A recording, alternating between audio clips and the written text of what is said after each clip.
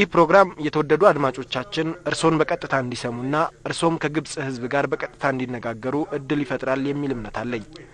በአሁኑ ወቅት በግብጽና በኢትዮጵያ መካከል ያለውን የትብብር ደረጃ እንዴት ይለኩታል? Well, the relation between Egypt and Ethiopia is like a very old marriage with no possibility of divorce. መልካም የኢትዮጵያና የግብጽን ግንኙነት ፈጽሞ ፍቺን ከማይቀበል ጋብቻ ጋር ላመሳስለው ይችላል።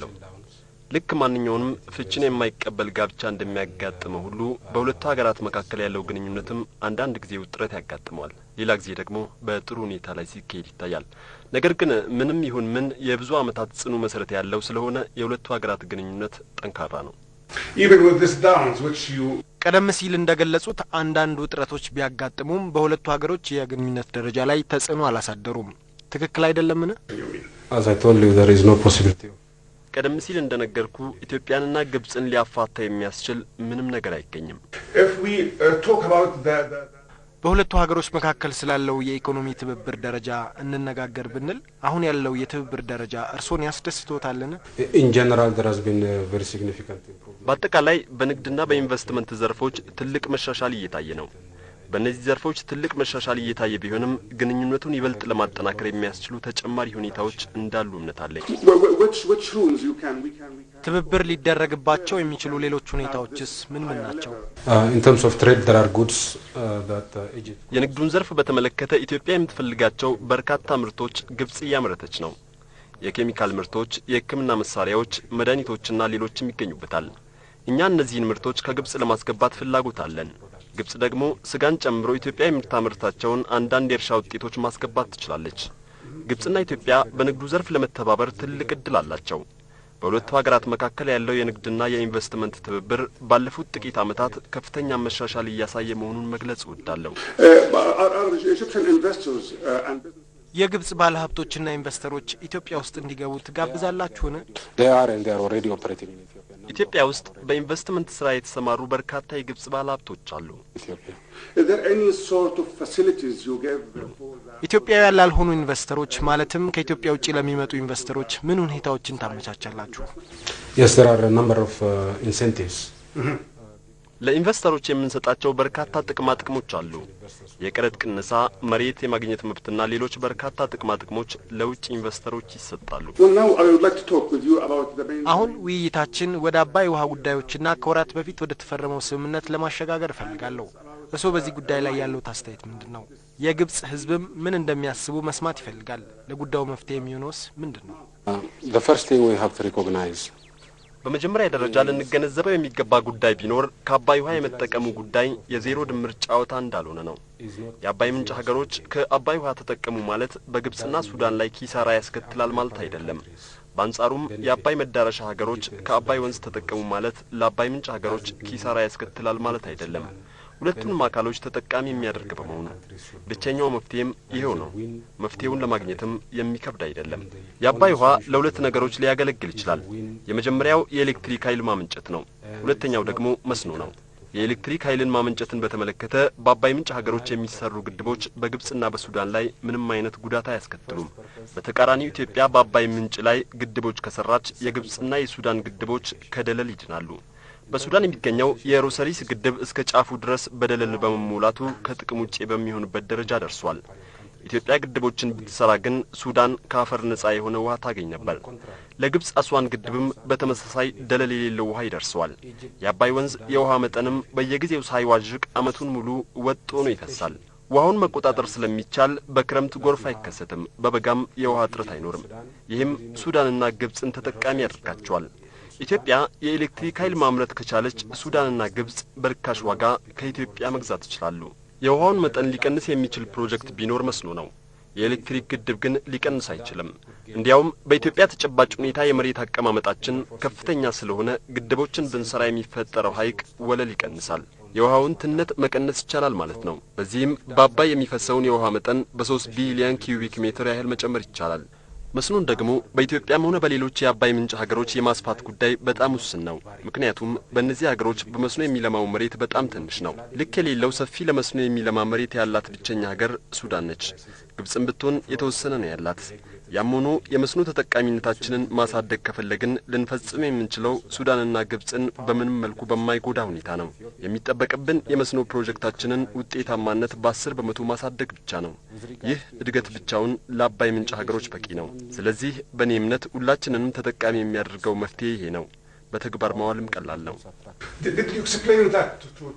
ግን ይህን ራዕይውን ለግብጽና ለሱዳን ህዝቦች በዚህ መልኩ ከዚህ በፊት ገልጸው ያውቁ ነበር?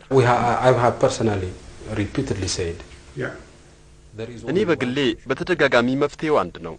ይህም መፍትሄ ሁላችንንም ተጠቃሚ የሚያደርግ ነው ብዬ ተናግሬያለሁ። አንደኛውን ወገን የሚጎዳ ከሆነ መፍትሄ ሊሆን አይችልም። ግብጽና ሱዳን የሚጎዱ ከሆነ መፍትሄ አይደለም። ኢትዮጵያ፣ ኡጋንዳ ወይም ሌላ ሀገር የሚጎዳ ከሆነም መፍትሄ አይደለም። ሆኖም ግን ሁላችንንም ተጠቃሚ የሚያደርገው መፍትሄ በእጃችን አለ። ይህንንም በግብጽና በሱዳን ላሉት ወዳጆቻችን በተደጋጋሚ ነግረናቸዋል።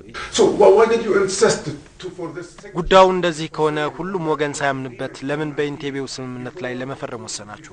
Because we reached a stage where Sudan and Egypt ስምምነቱን የፈረምነው ግብጽና ሱዳን የአባይ ምንጭ ሀገሮች የ1929ና የ1959ን ስምምነት መቀበል አለባቸው በሚለው አቋማቸው ላይ ስለጸኑና በጉዳዩ የመጨረሻ ደረጃ ላይ ስለደረስን ነው። የ1959ን ስምምነት ብንመለከት ለሌሎች ሀገሮች ምንም አይነት ድርሻ ሳይሰጥ የአባይን ውሃ ለግብጽና ለሱዳን ብቻ የሚያከፋፍል ነው። ይህ ደግሞ የሁሉንም ጥቅም የሚጠብቅ አይደለም። የ1959 ስምምነት ኢትዮጵያን ስላገለለ የኢትዮጵያ መንግስት በወቅቱ በ1959 ስምምነቱን እንደማይቀበል አሳውቋል። 85 በመቶ የሚሆነው የአባይ ውሃ ከኢትዮጵያ የሚመነጭ ሆኖ ሳለ ስምምነቱ ለኢትዮጵያ ጠብታ ውሃ እንኳን አልሰጠም። ይህ የሁለቱንም ወገኖች ጥቅም የሚያስጠብቅ መፍትሄ አይደለም። እኛ እያልን ያለነው ይህንን ስምምነት ተውትና የግብጽና የሱዳንን ጥቅም የሚያስጠብቅ በተመሳሳይም የኢትዮጵያን፣ የኡጋንዳን፣ የሌሎችንም የአባይ ምንጭ ሀገሮች ጥቅም የሚያስጠብቅ አዲስ ስምምነት እናውጣ ነው። በዚህ ረገድ በአንዳንድ የግብጽና የሱዳን ባለስልጣናት ዘንድ ለዘብተኝነት ሳይታይ ቀርቷል። በዚህ ዙሪያ ለ10 ዓመታት ያህል ስንደራደር ቆይተናል። ነገር ግን ሰባቱ የአባይ ምንጭ ሀገሮች ከ10 ዓመታት ድርድር በኋላ ወደፊት መራመዱ ተገቢ ሆኖ ነው ያገኙት።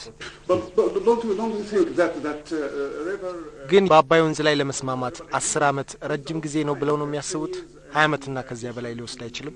Yes, but 10 years we discussed one issue. አዎ ይወስዳል። ግን 10 ዓመት የተወያየነው በአንድ ነጥብ ላይ ነው። የ1959 ስምምነት እሱን ትቀበላላችሁ አትቀበሉም በሚለው ላይ ነው የቆየነው። በአቋማችን ላይ ለዘብተኝነት ስላላየን በየቀኑ ስለ 1959 ስምምነት ብናወራ ስሜት አይሰጠንም። ይህን ለ10 ዓመት ብንደጋግመው ውጤት አናመጣም። ውጤት ብናመጣ ኖሮ የተወሰነ መሻሻል ይታይ ነበር። ግን በዚህ ነጥብ ላይ ለ10 ዓመት ምንም መሻሻል አልታየም። የአባይ ምንጭ ሀገሮች በዚህ በጣም ተከፍተዋል። ምክንያቱም ሀሳቡ ፍትሃዊ አልነበረም። በ1959 ስምምነት ላይ የሱዳንና የግብጽ ሀሳብ እናንተ 100 በመቶ የአባይ ውሃ ምንጭ ናችሁ፣ ነገር ግን 0 በመቶ ውሃ ታገኛላችሁ የሚል ነው። ስለዚህ በስምምነቱ ላይ መፈረማችሁ በግብጽና በሱዳን አቋም ላይ የተቆጣችሁ መሆኑን ለመግለጽ ነው ማለት ይቻላልን? It's a reflection of two things. ስምምነቱ ሁለት ነገሮችን የሚያስረዳ ነው። በመጀመሪያ ደረጃ ስምምነቱ የአባይ ምንጭ ሀገሮች ለሁሉም ወገን የሚያስደስትና ጥቅም የሚሰጥ መፍትሄ ላይ ለመድረስ ፍላጎት ያላቸው መሆኑን የሚገልጽ ነው። ሁለተኛው ስምምነቱ የአባይ ምንጭ ሀገሮች በ1929ና በ1959 ስምምነት ያልተደሰቱ መሆኑን ያስረዳል። ስለዚህ እነዚህ ሀገሮች አሁን ባለው ነባራዊ ሁኔታ እንዳልረኩና የሁሉንም ፍላጎት የሚያረካ መፍትሄ ላይ ለመድረስ የሚፈልጉ መሆኑን ያስረዳል ማለት ነው።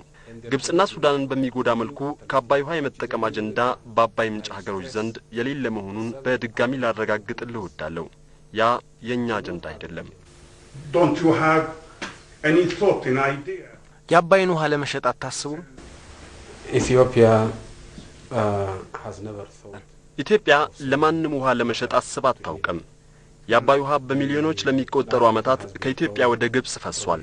የተወሰነውን ውሃ ለራሳችን መጠቀም እንፈልጋለን። ነገር ግን ለኛ ጥቅም የማንፈልገው ውሃ ለማንም ለመሸጥ አንፈልግም። ግብጽን ውሃ እንድትገዛን ጠይቀን አናውቅም።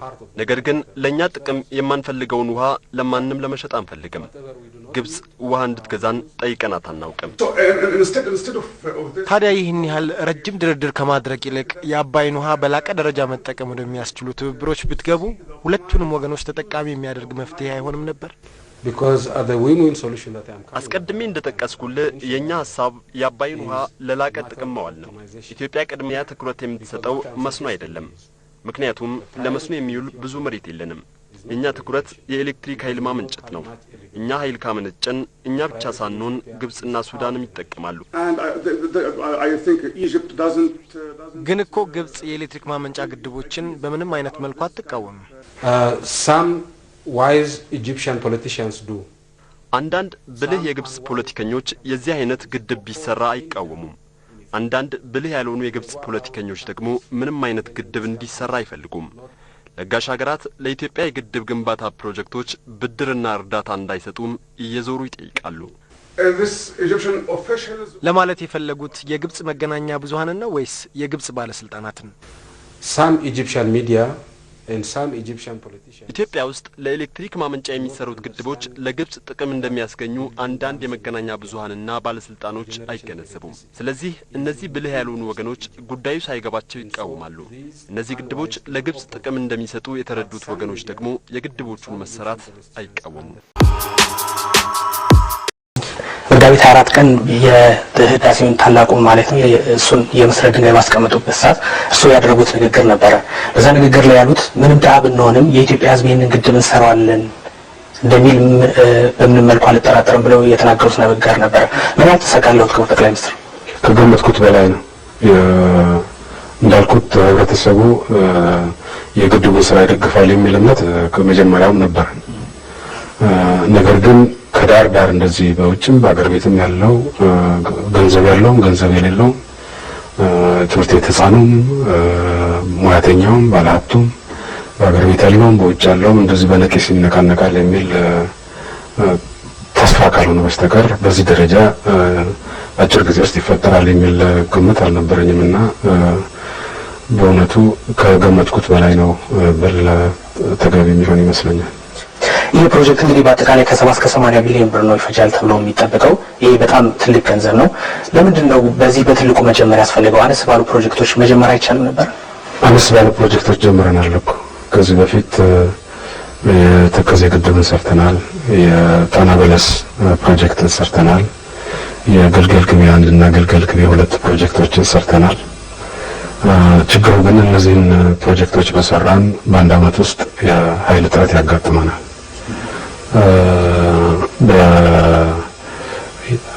የሀገራችን የኃይል ፍላጎት በየ3 አመቱ በእጥፍ ነው እያደገ ያለው። በየ3 አመቱ በእጥፍ በሚያድግበት ወቅት 300-400 ሜጋዋት የሚያመነጭ ግድብ እየሰራን በቋፍ ላይ ሆነን ነው እየኖርን ያለ ነው። ከእጅ ወደ አፍ በሆነ ኑሮ ነው እየኖርን ያለ ነው። ከኃይል እጥረት መላቀቅ አልቻልንም። ከእንደዚህ አይነት ችግር ሊያላቅቀን የሚችል አንድ ትልቅ የኃይል ከፍተኛ የኃይል ማመንጨት ስራ ስንሰራ ብቻ ነው። ከፍተኛ የኃይል ማመንጨት ስራ ከሰራን በየዕለቱ የሚያጋጥመንን የኃይል እጥረት ከመቅረፍ ባሻገር የተወሰነ መጠባበቂያ እንይዛለን። መጠባበቂያው ከአጭር ጊዜ አኳያ ወደ ውጭ እንሸጠዋለን። ከረጅም ጊዜ አኳያ ግን በቂ መጠባበቂያ ስለሚኖረን በደንብ መተንፈስ እንችላለን ማለት ነው። ስለዚህ ሁለት አማራጭ አለን። አንድም የህዳሴ ግድብን መስራት ነው። አለበለዚያ 15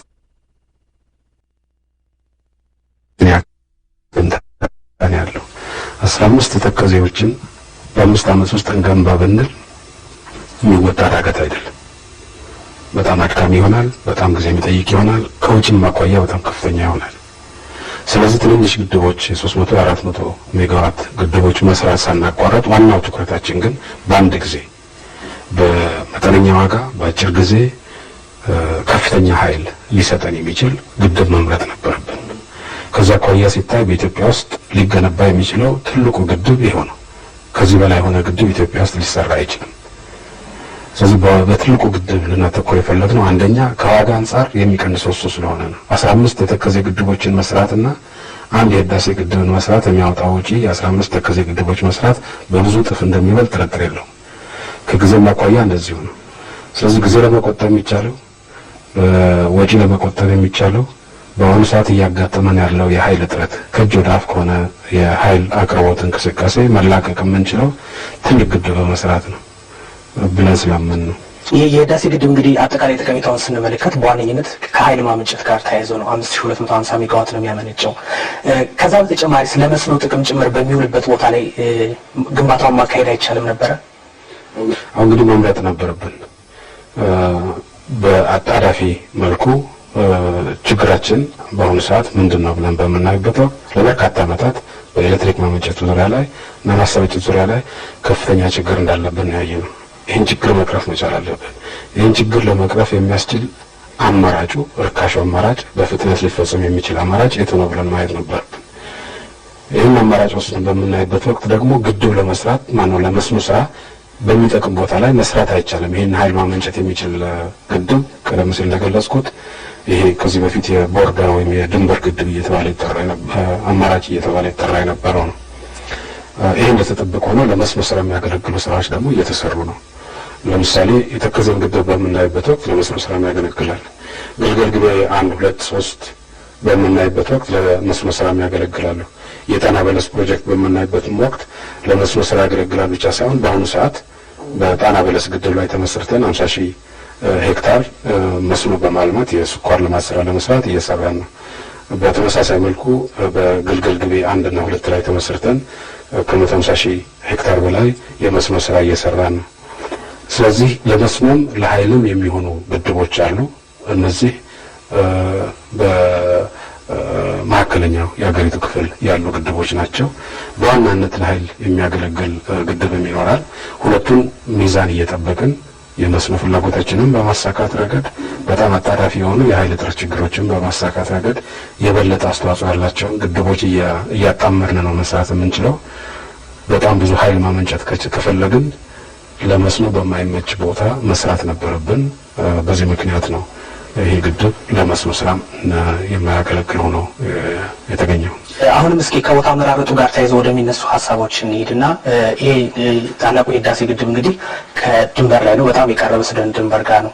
ይሄ በመሆኑም ሰዎች የሚያነሱት ስጋት አለ። ከነዛም ስጋቶች መካከል አንደኛው ምን ያህል የደህንነት ጥበቃው አስተማማኝ ነው ወይም ደግሞ የጸጥታ ስጋት የለበትም ወይ የሚል ነው። አንደኛው ጥያቄ በሰዎች ዘንድ ወይም ደግሞ ከተለያዩ ወገኖች ከሚነሱ መካከል አንደኛው እሱ ነው። ሁለተኛ ደግሞ እዛ ቦታ ላይ ርቀት ሄዶ ከሚሰራ ይልቅ ምንጩ ከሚመነጭበት አካባቢ ጎጃም አካባቢ ቢሆን አይሻልም ነበረም ወይ ብለው የሚያነሱት ነገር አለ። ለምንድን ነው ያንን ቦታ የተመረጠበት ምክንያት ቤንሻንጉል ጉሙዝ ጉባ አካባቢ እንዲሆን የተፈለገው? እዚህ ቦታ ላይ ለመስራት የመረጥንበት ምክንያት አንድ ነው። 5250 ሜጋዋት ኃይል በአንድ ጊዜ በጣም ርካሽ በሆነ ዋጋ በተነጻጻሪ ከየትኛውም በኢትዮጵያ ውስጥ ሊገነባ ከሚችለው ግድብ በጣም የረከሰው ይሄኛው ነው። ርካሽ በሆነ ዋጋ በአጭር ጊዜ ውስጥ ትልቅ ኃይል ያመነጭ የሚችለው ይሄ ግድብ ብቻ ነው።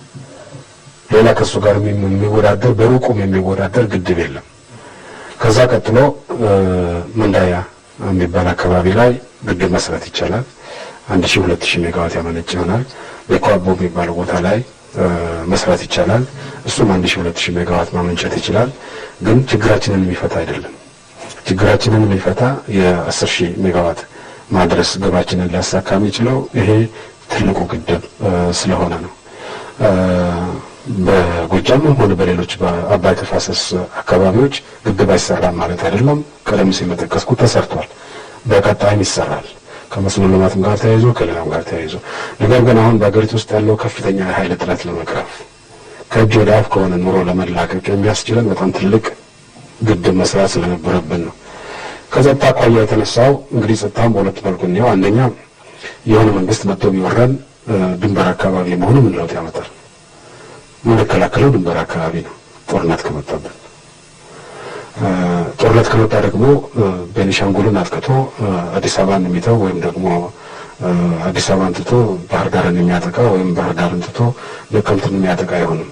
ወራሪ ከመጣ ወራሪ ነው፣ መከላከል ይኖርብናል። ነገር ግን የወረራ አደጋ ይኖራል ብዬ አልገምትም። አደጋውን ዜሮ ባናረገው፣ ነገር ግን ይህን ያህል ትልቅ አደጋ አለ ብዬ አልወስድም። ሁለተኛው የሻዕቢያና የሌሎች ነጭ ለባሾች በማሰማራት ሊፈጠር የሚችል የጸጥታ ስጋት ነው። ይሄ በየትኛውም ሀገሪቱ አካባቢ ሊፈጠር የሚችል ነው። አዲስ አበባ ጭምር እየገቡ ነው ፈንጂ ለማፈንዳት የሚሞክሩት። አዲስ አበባ ብንሰራ የፈንጂ ሙከራ አይኖርም ማለት አይደለም። ቤኒሻንጉል አካባቢ ብንሰራ የፈንጂ ሙከራ አይኖርም ማለት አይደለም። ሁሉም አካባቢ እነዚህ ተላላኪዎች ተልከው አደጋ ሊያደርሱ የሚችሉበት ሙከራ ይኖራል። ይህንን ማክሸፍ እንችላለን፣ ማክሸፍም ይኖርብናል። አዲስ አበባ ላይ የፈንጂ አደጋ ለመቋቋም የምናደርገውን ጥረት ያክል ቤኒሻንጉልም አካባቢ ተመሳሳይ መልኩ የጸጥታ ስራችን አጠናክረን ከሄድን ለመከላከል እንችላለን። ስለዚህ ከጸጥታ አደጋ አኳያ የተለየ ትልቅ አደጋ ይኖራል በድንበር አካባቢ በመሆኑ ብለን አንወስድም። አጥፊዎቹ የትም ቢሆን ለማጥፋት መሞከራቸው አይቀርም። የመከላከል ግዴታ ደግሞ የትም ቢሆን የመከላከል ግዴታ ይኖርብናል። ስለዚህ ቦታው ኃይል ለማመንጨት አመቺ የሆነው ቦታ እሱ ከሆነ ያለን አማራጭ ያን ቦታ ተጠቅመን ሰርተን አስፈላጊውን የጸጥታ እና የክትትል ስራ መስራት ብቻ ነው። በቀጣይነት ማነሳው በተለያዩ ወገኖች ወይም ደግሞ በተለያዩ ዜጎችና ሰዎች የሚነሳ አስተያየት ነው። ከነዛ መካከል አንደኛው እንግዲህ ይሄ የህዳሴ ግድብ በ5 ዓመቱ የእድገትና የትራንስፎርሜሽን እቅድ ውስጥ የተካተተ አልነበረም፣ ድንገተኛ ነው። ኢትዮጵያም ደግሞ ይህንን ግድብ ልትሰራ የምትችልበት አቅም የለም ብለው የሚያስቀምጡት ነገር አለ። ምንድነው ምላሽው? በ5 ዓመት እቅድ ውስጥ አልነበረም የሚለው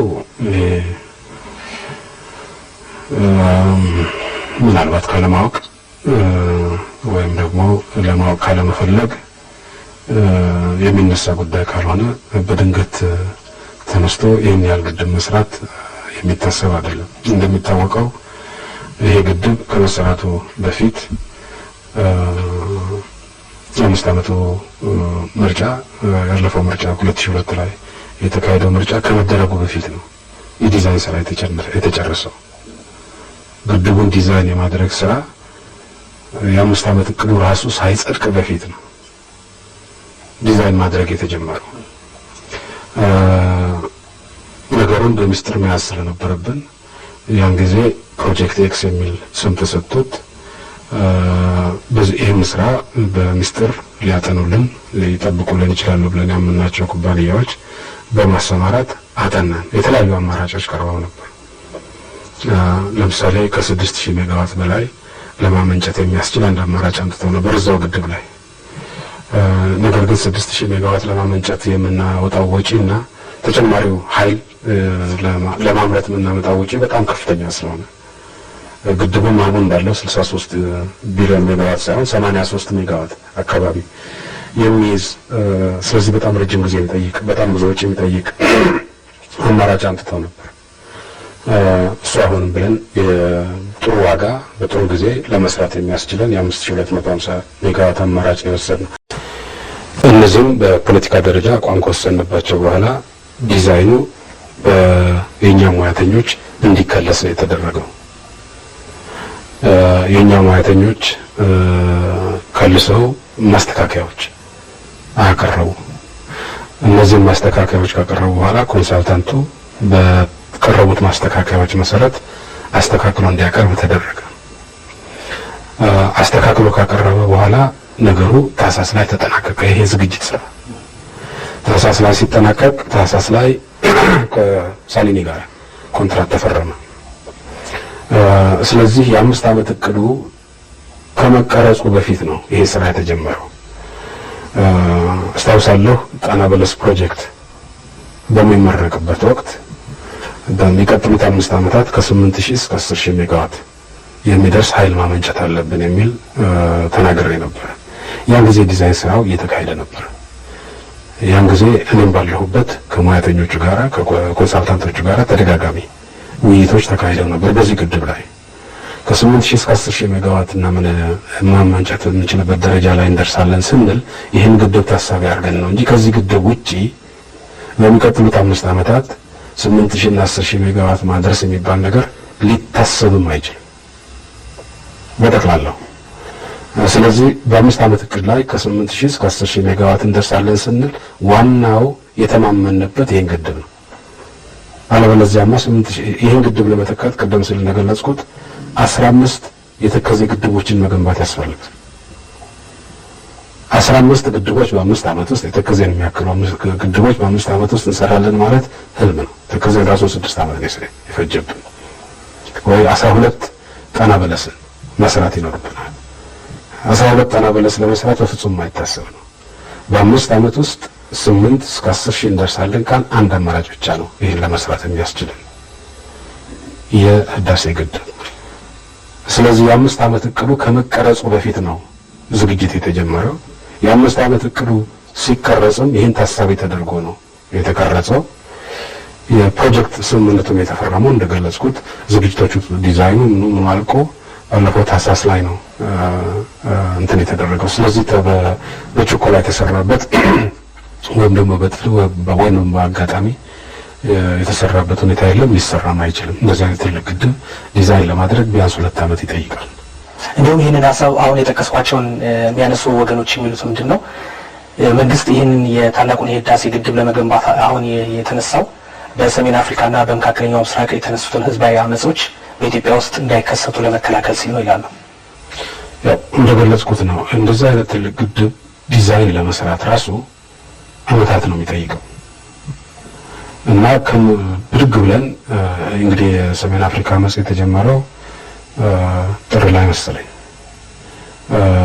ጥር ላይ ተነስተን ዲዛይን ሳይደረግ ምን ሳይደረግ መጋቢት ላይ ግንባታ መጀመር በፍጹም የማይታሰብ የማይም አመለካከት ነው።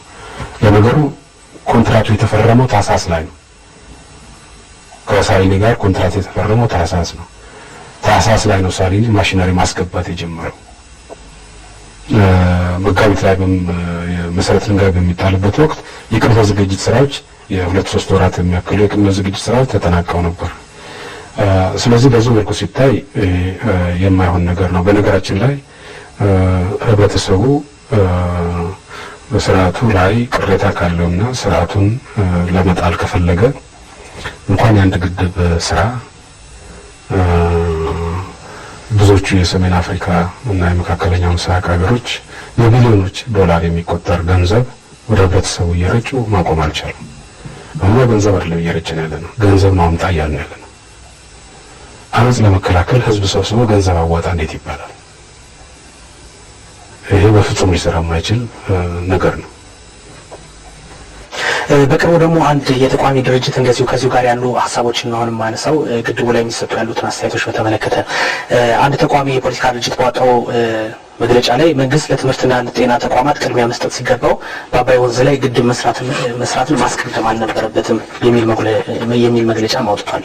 አሁን ይሄ በእርግጥ በዚህ ግድብ ላይ ያለው ነገር ቅድሚያ መስጠት ለምን አስፈለገ የሚለውን ቅድም አንስተውታል። ግን የማህበራዊ ጉዳዮች ደግሞ ማህበራዊ ተቋማትን ግንባታ በተመለከተ ለሱስ ያለው ትኩረት ምንድን ነው የሚመስለው የሚለውን ነገር ብናይ 5 ዓመት እቅዳችን በዚህ ጉዳይ ላይ ግልጽ አቋም አለው። የኢኮኖሚ ልማታችንን ለማፋጠን ማነቆች ሆነው የሚገቱትን ነገሮች መፍታት ያስፈልጋል። ማነቆቹ በአንድ በኩል የሰው ኃይል ልማት ነው። ትምህርት፣ ጤና በበቂ ሁኔታ በጥራት ማቅረብ ማነቆውን ለመፍታት ልማት የሚያመጣው ዞሮ በአግባቡ የሰለጠነ የሰው ኃይል ጤንነቱ የተጠበቀ የሰው ኃይል ስለሆነ የሰው ኃይል ልማት ስራችን ላይ ጠንካራ ስራ መስራት አለብን። ከዚያ አኳያ የሚሌኒየም የልማት ግቦችን ማሳካት አለብን ብለናል። አንደኛ። ሁለተኛው ማነቆ መሰረተ ልማት ነው። ከመሰረተ ልማት አኳያ የትራንስፖርት መሰረተ ልማቶች አሉ። መንገድ፣ ባቡር መንገድ፣ አውሮፕላን ማረፊያ ጣቢያዎች ወዘተ። የኃይል ማመንጨት ደግሞ ጉዳይ አለ። የኃይል እነዚህ ሁለት ማነቆች የመሰረተ ልማትና የሰለጠነ የሰው ኃይል ማነቆች፣ የልማት ማነቆች የኢትዮጵያ የተለዩ የልማት ማነቆችም አይደሉም። በአፍሪካ በአጠቃላይ ፈጣን ልማት ለማረጋገጥ ወሳኝ ማነቆች እነዚህ ናቸው ተብለው የአፍሪካ ህብረት አቋም የወሰደባቸው ናቸው። የዓለም ባንክ አቋም የወሰደባቸው ናቸው። የአፍሪካ ልማት ባንክ አቋም የወሰደባቸው ናቸው። ሶል ላይ በተደረገው ስብሰባም የቡድን 20 ሳይቀር አቋም የወሰደባቸው ጉዳዮች ናቸው። ስለዚህ እኛ ለብቻችን ተነጥለን ያስቀመጥነው አቅጣጫም አይደለም፣ ዓለም በሙሉ የሚስማማበት አቅጣጫ ነው። ከዚህ በመነሳት በሁለቱ ጉዳዮች ላይ ተኮር ነው። የሰው ኃይል ልማት ላይ የትምህርት አገልግሎት ለማስፋፋትና ጥራቱን ለመጠበቅ በአንደኛ ደረጃ፣ በሁለተኛ ደረጃ፣ በዩኒቨርሲቲ ደረጃ ሰፋፊ ስራዎች ይዘናል። አዳዲስ ዩኒቨርሲቲዎች ለመገንባት የአንደኛ ደረጃ ትምህርት ለሁሉም ለማዳረስ፣ የሁለተኛ ደረጃ ትምህርት ከፍ ለማድረግ፣ ጥራቱን ለማሻሻል፣ የጤና ኤክስቴንሽን ስርዓታችንን ለማሳካት፣ የሚሌኒየም ልማት ግቦችን በሙሉ ለማሳካት በሰው ኃይል ልማት ዙሪያ፣ በማህበራዊ ልማት ዙሪያ እቅድ ይዘን ባጀት መድበን እየሰራን ነው። ደግነቱ እነዚህ ስራዎች በተለይ የሰው ኃይል ልማት ስራዎች፣ የጤና የትምህርት አገልግሎት ስራዎች የውጭ እርዳታ የሚገኝባቸው ናቸው። የውጭ እርዳታ የሚገኝባቸው ስለሆኑ የውጭ እርዳታውንም በመጠቀም የራሳችንን አቅም በመጨመር የሚሌኒየም ልማት ግቦችን ለማሳካት የሚያስችለን እቅድ ይዘናል። ይህን ለማድረግ የሚያስችለን ባጀት መድበናል። የመጀመሪያው ዓመት ባጀት ይህንን የሚያመላክት ነው። አሁን በቅርቡ የሚቀርበውን ባጀት ይህንን መሰረት ያደረገ ነው። ይሄ ማለት ግን ትምህርትና ጤና ብቻ እንስራ የኤሌክትሪክ አቅርቦት አያስፈልገንም ልንል አንችልም። ምናልባት የተቃዋሚ ድርጅት አለ የተባለው ድርጅት ኤሌክትሪክ ሲቆራረጥ የኤሌክትሪክ አገልግሎት ሲቆራረጥ የኤሌክትሪክ ኃይል እጥረት ሲያጋጥም መጀመሪያ ከሚጮሁት ቡድኖች አንዱ እንደሚሆን አልጠራጠርም። እስካሁን ድረስ ግን ቀደም ሲል እንደገለጽኩት የ300 የ400 ሜጋዋት ግድቦች እየሰራን ፍላጎታችን ግን በየ3 ዓመቱ በእጥፍ እየጨመረ በተከታታይ ለ3-4 ዓመታት በቋፍ ላይ ሆነን ነው ከእጅ ወደ አፍ በተለየ ሁኔታ ነው እየሄድን ያለ ነው እና ይህን ነገር መፍታት ማለት ልማት ማረጋገጥ ማለት ነው። የሲሚንቶ ፋብሪካዎች በብዛት እየተደራጁ ነው። እያንዳንዱ የሲሚንቶ ፋብሪካ 20-30 ሜጋዋት ነው የሚፈልገው። ኃይል ማመንጨት ካልቻለ የሲሚንቶ ፋብሪካዎች መነቃነቃቸው፣ የጨርቃጨርቅ ፋብሪካዎች መስፋፋት ላይ ናቸው። እያንዳንዳቸው 10-15 ሜጋዋት ሊፈልጉ ይችላሉ። ይህን ኃይል ማቅረብ ካልቻልን የጨርቃጨርቅ ፋብሪካ ብሎ ነገር የለም። ሌላው ቀርቶ አነስተኛና ጥቃቅን ተቋሞችም ቢሆኑ የተወሰነ ኤሌክትሪክ ኃይል ይፈልጋሉ። ይህ ከሌላ አነስተኛና ጥቃቅን ተቋም ሊስፋፋ አይችልም። ስለዚህ የኤሌክትሪክ ኃይል አቅርቦት ቅንጦት አይደለም፣ የዕለት ተዕለት የእንጀራ ጉዳይ ነው። የዕለት ተዕለት እንጀራ ጉዳይ መሆኑ ህዝቡ ያውቀዋል። ህዝቡ ያውቀዋል ሳይሆን በቃሉም በተለያየ መልኩ ይገልጸዋል። ኤሌክትሪክ ሲቆራረጥ ያያል፣ የኤሌክትሪክ እጥረት ሲያጋጥም ያያል። የቅንጦት ነገር አርጎ አይወስደውም። እንደዚህ አይነት የኃይል መቋረጥ ሲያጋጥመው ይሰማል፣ ቅሬታውንም ይገልጻል።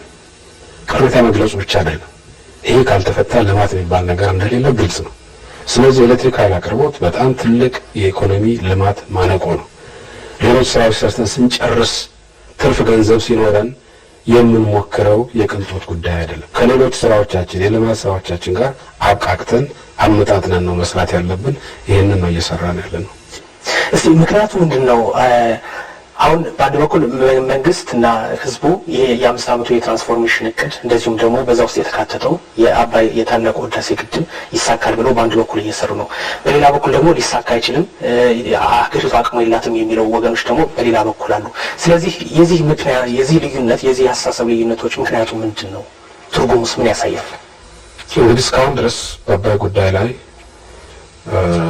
ላለፉት 100 ዓመታት እንበለው ተግባራዊ ሆኖ የነበረ ስርዓት አለ። ያ ስርዓት ምንድነው? ኢትዮጵያ በራሷ አቅም ግንባታ ማካሄድ አትችልም። ስለዚህ የውጭ ብድርና እርዳታ ትፈልጋለች። የውጭ ብድርና እርዳታ የሚቆጣጠረው አካል ከግብጾች ጋር መጣላት አይፈልግም። በዚህ ጉዳይ ላይ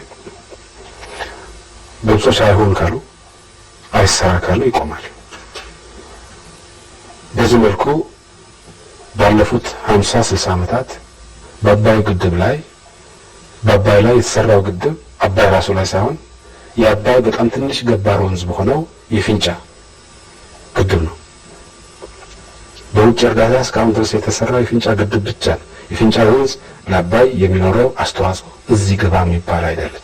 ያም ቢሆን የፊንጫ ግድብ ሲሰራም ቢሆን በጣም ረጅም ጊዜ ተወስዶ ብዙ ክርክር ተደርጎበት መጨረሻ ላይ በንጉሱ ጊዜ ነው የተጀመረው። ብዙ ጊዜ ወስዶ ነው የተሰራው። ከዛ በኋላ በአባይ ላይ ምንም ነገር በውጭ እርዳታ አልተሰራም። እስካሁን ድረስ ኢትዮጵያ በትንሽ መስራት የጀመረችው ከለውጡ በኋላ ነው። ተከዜ ላይ ሰርተናል፣ የጣና በለስ ላይ ሰርተናል። እና ይሄ ለውጥ የመጣው ኢትዮጵያ የኢኮኖሚ ልማት እንቅስቃሴ ውስጥ ገብታ መጠነኛ አቅም መገንባት ስትጀምር ነው። ይሄ ለብዙ ዘመናት የቆየው ስርዓት መናዱን የማይፈልጉ ኃይሎች አሉ። በግልጽ እንነጋገር ቢባል የግብጽ መንግስት ያለፈው መንግስት ይሄን በምንም መልኩ የማይቀበለው ነው የነበረው። አሁን ያለው መንግስት ገና የሽግግር ጊዜ መንግስት ነው። የተሟላ አቋም ሊወስድ ይችላል ብሎ መገመት ያስቸግራል። ቢሆንም አሁን ያለው መንግስት እንዲህ ወዲህ ማለት በአዲስ መልኩ ለማየት ፍላጎት አለን የሚል መግለጫዎች እያወጣ ነው። በጎ ነው መግለጫው። በተግባር እናያለን። በተግባር እስኪገለጽ ድረስ ግን የጥያቄ ምልክት መኖራችን የማይቀር ነው። ስለዚህ ከዛ አኳያ ስታይ ኢትዮጵያ አቅም የላትም የሚል ለብዙ ጊዜ የቆየ አቋምና በራሷ አቅም እንዳትሰራ በተቻለ መጠን የማደናቀፍ እንቅስቃሴ የቆየ ነው በግብጾች በኩል የግብጽ አጋሮች በሚመለከት። የነሱ ተላላኪዎች ደግሞ ይኖራሉ። ከሻዕቢያ ጀምረን እስከ ሻዕቢያ ነጭ ለባሾች የሻዕቢያ ነጭ ለባሾችን በምናይበት ወቅት አንዱ ትልቁ ጉዳያቸው የሚመስለኝ መንግስትን የሚያማርሩበት አጀንዳ መንግስትና ህዝብ እንዲጋጭ ለማድረግ የሚያስችላቸው አጀንዳ እንዲዘጋባቸው ወይም እንዲቀንስባቸው አይፈልጉም። ልማት የለም ነው አንዱ ትልቁ አጀንዳቸው። የኃይል መቆራረጥ አሰለቸው ህዝቡን ነው ሌላው ጥያቄያቸው። በእነዚህ ጥያቄዎች ዙሪያ ህዝቡን በመቀስቀስ በመንግስትና በህዝቡ መካከል ቅራኔ በመፍጠር የራሳቸውን ዓላማ ለማሳካት ነው። ስልጣን ይዘው የራሳቸውን ዓላማ ለማሳካት ነው። ልማት ሲኖር በህዝቡና በመንግስት መካከል ያለው ቅራኔ እየረገበ ይሄዳል የሚል ስጋት አላቸው። ስለዚህ ወደ ስልጣን ለመወጣጫ የሚሆናቸው ነገር ሲዘጋባቸው እውታ ማሰማታቸው የሚገርም አይደለም። አሳዛኝ ነው፣ ነገር ግን የሚገርም አይደለም። በተመሳሳይ መልኩ ሻዕቢያ ይህን ትልቅ ግድብ በምንሰራበት ወቅት የምናስተላልፋቸው በጣም መሰረታዊ መልእክቶች አሉ። እነዚህ የምናስተላልፋቸው መሰረታዊ መልእክቶች በመጀመሪያ ደረጃ የእኛን ልማት ማቆም የሚችል ኃይል የለም። ህዝቡ ተነስተዋል፣ ማንም አያቆመው። ይሄ በጣም ግልጽ መልእክት ነው። ይህን መልእክት የማይወድ በጣም ብዙ ኃይል አለ። ሁለተኛ የምናስተላልፈው መልእክት እኛ ራሳችንን ለማልማት ሀገራችንን ለማልማት በምናደርገው እንቅስቃሴ ማንንም ለመጉዳት አንፈልግም። ስለዚህ ከሌላው ወገን ጋር ተስማምተን ለመኖር እንጂ እኛ በልተን ሌላው እንዲራብ አይደለም። ይህም በጣም መሰረታዊ መልእክት ነው። ይህም መሰረታዊ መልእክት ሌላው ቀርቶ የግብጽ መሪዎችም አይፈልጉትም። የግብጽ መሪዎች ኢትዮጵያ ውስጥ የሚደረገው ልማት የግብጽን ህዝብ ለማጥፋት ነው ብለው ህዝቡን ለማነሳሳት ሲጠቀሙበት የነበረ ጉዳይ ስለሆነ ይህ መልእክት እንዲተላለፍ አይፈልጉም። ይሄ ግድብ እነዚህን ሁለት መሰረታዊ መልእክቶች በማያሻማ መልኩ ስለሚያስተላልፍ በኢትዮጵያ ልማት ላይ ዘምቶ የነበሩ ኃይሎችን በሙሉ ወገባቸውን የሚቆርጥ ነው። በኋላ ኮንሳልታንቱ በቀረቡት ማስተካከያዎች መሰረት አስተካክሎ እንዲያቀርብ ተደረገ። አስተካክሎ ካቀረበ በኋላ ነገሩ ታህሳስ ላይ ተጠናቀቀ። ይሄ ዝግጅት ስራ ታህሳስ ላይ ሲጠናቀቅ ታህሳስ ላይ ከሳሊኒ ጋር ኮንትራት ተፈረመ። ስለዚህ የ5 ዓመት እቅዱ ከመቀረጹ በፊት ነው ይሄ ስራ የተጀመረው። አስታውሳለሁ ጣና በለስ ፕሮጀክት በሚመረቅበት ወቅት በሚቀጥሉት 5 ዓመታት ከ8000 እስከ 10000 ሜጋዋት የሚደርስ ኃይል ማመንጨት አለብን የሚል ከዚህ ግድብ ውጪ በሚቀጥሉት 5 ዓመታት 8000 እና 10000 ሜጋዋት ማድረስ የሚባል ነገር ሊታሰብም አይችልም በጠቅላላው። ስለዚህ በ5 ዓመት እቅድ ላይ ከ8000 እስከ 10000 ሜጋዋት እንደርሳለን ስንል ዋናው የተማመንበት ይሄን ግድብ ነው። ተናግሬ ነበር። ያን ጊዜ ዲዛይን ስራው እየተካሄደ ነበር። ያን ጊዜ እኔም ባለሁበት ከሙያተኞቹ ጋራ ከኮንሳልታንቶቹ ጋራ ተደጋጋሚ ውይይቶች ተካሂደው ነበር በዚህ ግድብ ላይ ከ8000 እስከ 10000 ሜጋዋት እና ማመንጨት የምንችልበት ደረጃ ላይ እንደርሳለን ስንል ይህን ግድብ ታሳቢ አድርገን ነው እንጂ እነዚህም በፖለቲካ ደረጃ አቋም ከወሰንባቸው በኋላ ዲዛይኑ የኛ ሙያተኞች እንዲከለስ ነው የተደረገው። የኛ ሙያተኞች ከልሰው ማስተካከያዎች አቀረቡ። እነዚህም